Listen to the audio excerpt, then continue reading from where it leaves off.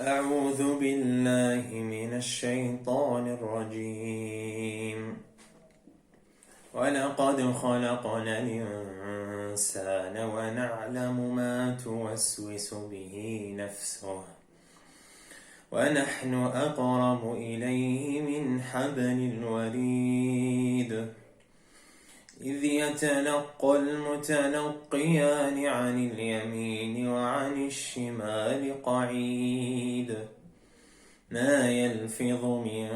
قول إلا لديه رقيب عتيد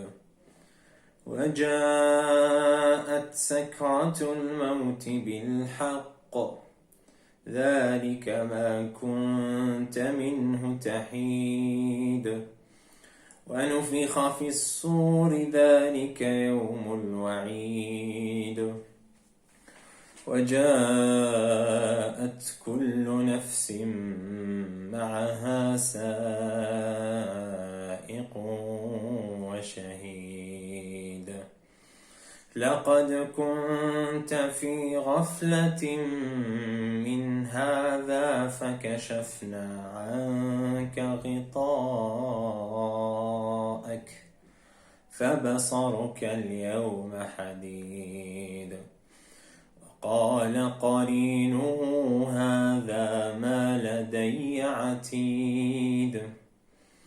ألقيا في جهنم كل كفار عنيد مناع للخير معتد مريب الذي جعل مع الله إلها آخر فألقياه في العذاب الشديد قال قرينه ربنا ما أطغيته ولكن كان في ضلال بعيد قال لا تختصموا لدي وقد قدمت إليكم بالوعيد ما يبدل القول لدي وما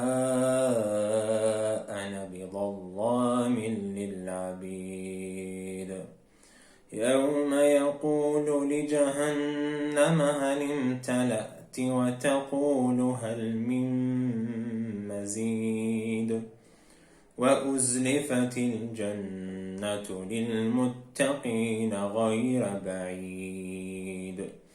هذا ما توعدون لكل أواب حفيظ من خشي الرحمن بالغيب وجاء بقلب منيب ادخلوها بسلام ذلك يوم الخلود لهم ما يشاءون فيها